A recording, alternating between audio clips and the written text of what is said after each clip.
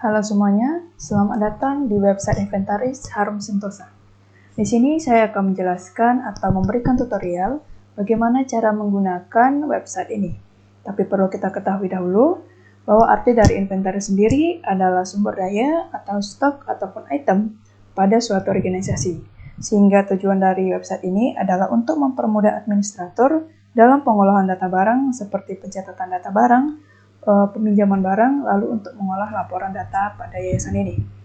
Nah, ketika kita sudah menelusuri website ini, kita akan langsung otomatis diarahkan pada halaman login, di mana kita harus mengisi username dan password pada kedua kolom ini. Di sini saya akan mengetikkan atau memasukkan username-nya serta password-nya. Dan ketika username serta password ini sudah dirasa benar, kita akan langsung mengklik tombol masuk.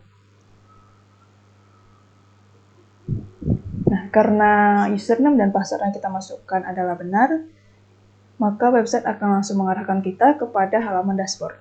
Halaman dashboard ini berisi berapa banyak unit yang ada pada yayasan ini.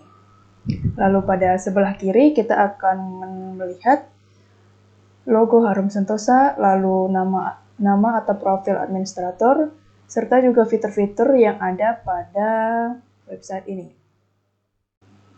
Selanjutnya, di sini saya akan menjelaskan bagaimana cara mengolah data barang menggunakan website ini. Nah, pada sebelah kiri, tepatnya di bawah tulisan Harum Sentosa, ini adalah menu atau fitur profil pengguna. Pada menu ini, kita dapat mengubah profil, yaitu nama lengkap serta username-nya. Lalu kita juga dapat mengganti password-nya. Lalu kita beralih kepada menu selanjutnya, yaitu menu data barang. Untuk menu ini sendiri, kita dapat melakukan berbagai pengolahan data, seperti kita dapat menambah barang secara satuan, yaitu pada tombol berwarna biru ini. Lalu kita juga dapat menginput atau menambahkan data barang secara lebih dari satu. Jadi misalkan kita membeli suatu barang berjumlah 10 unit. Jadi kita dapat menekan tombol yang sebelah kanan ini. Lalu ada fitur yang lainnya, yaitu fitur pencarian barang sesuai kode, nama, merek, dan lokasi atau ruangan. Lalu di sini juga ada tabel yang berisikan data barang apa saja yang sudah ada di yayasan ini.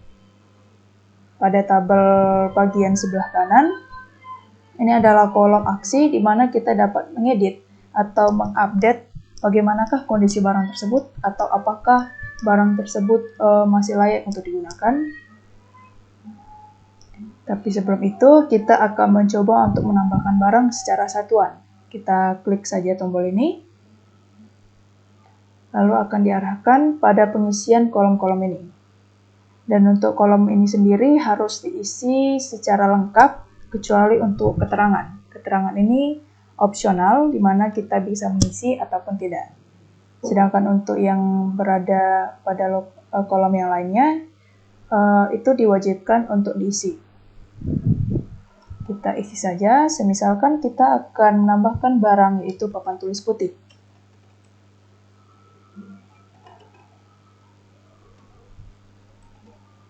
Untuk mereknya kita isi misalkan Keiko.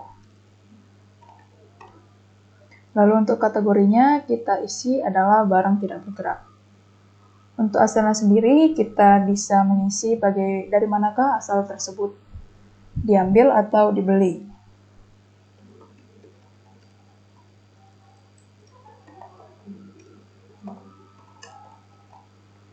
Lalu untuk unit ini adalah unit di mana barang tersebut akan diserahkan atau akan dimasukkan. Nah, unitnya misalkan kita pilih SMA Harum Sentosa. Lalu untuk harganya kita isi sesuai dengan keadaan yang sebenarnya. Tapi ini sebagai contoh kita masukkan saja bahwa harga papan tulis putih ini adalah senilai 300.000 dalam kondisi baik karena ini pembelian baru. Lalu untuk tanggal pembukuannya kita isi saja misalkan 10 Desember 2022. Sedangkan untuk lokasi sendiri, ini adalah lokasi yang lebih akurat atau lebih spesifik di ruangan manakah papan tulis ini akan disimpan atau diberikan. Kita pilih misalkan ruang TU SMA. Lalu untuk gambar, kita nge-browse atau melihat dari data yang udah kita punya, dari foto yang kita punya. Ini foto whiteboard atau papan tulis putih. Setelah semua kolom yang kosong tadi sudah terisi, kita mengklik tombol tambah dan sistem akan menyimpan data tersebut. Kita bisa melihat pada baris baris ketiga, yaitu papan tulis putih. Mereknya Keiko, lokasi atau ruangannya yaitu di ruang TU SMA, unitnya SMA Harum Sentosa, dan jumlahnya itu 1. Nah, untuk aksi sendiri, kita klik saja tombol ini. Dia akan menjelaskan atau menampilkan data barang yang sudah kita tambahkan tadi. Di sini ada pilihan kembali ke tabel barang, lalu ada opsi edit, serta opsi hapus. Nah, misalkan kita akan mengedit atau mengubah data pada barang ini. Setelah kita mengklik tombol edit barang, kita akan langsung diarahkan pada halaman ini. Lalu kita dapat mengubah data barang yang sudah kita tambahkan tadi. Misalkan nama mereknya berubah. Ternyata nama merek papan tulisnya adalah Snowman. Lalu kita juga dapat mengubah kondisi barangnya, yaitu setengah rusak, ataupun mengubah data barang yang lainnya. Entah ini kategorinya berubah, ataupun asalnya itu bukan dari pembelian barang baru. Lalu setelah semua kolom dirasa sudah sesuai dengan keadaan sebenarnya, kita dapat mengklik atau menekan tombol edit ini. Secara otomatis, website akan langsung menyimpan data yang sudah diubah tadi. Berbeda dengan menu tambah barang, yang dapat menambahkan barang secara satuan, untuk menu bulk input ini, kita dapat menambahkan barang lebih dari satu atau berjumlah banyak. Langsung saja kita klik menu input, bulk input, dan kita akan diarahkan pada tampilan bulk tambah barang. Jadi misalkan kita membeli barang yaitu kursi kayu yang berjumlah 10 atau sebanyak 10 unit. Lalu untuk mereknya mungkin kursi kayu yang tidak ada merek. Selanjutnya untuk kategori adalah barang tidak bergerak dan asalnya adalah pembelian barang baru.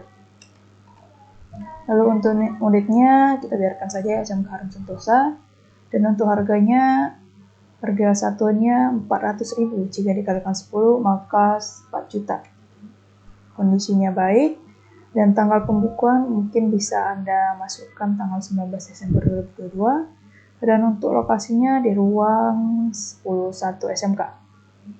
Selanjutnya pada gambar kita browse atau kita pilih dari folder di mana foto yang kita tambahkan tadi bisa kita pilih, dan jadilah tampilkan pada halaman ini. Lalu jika semua kolom yang diisi sudah dirasa benar, maka kita menekan tombol tambah.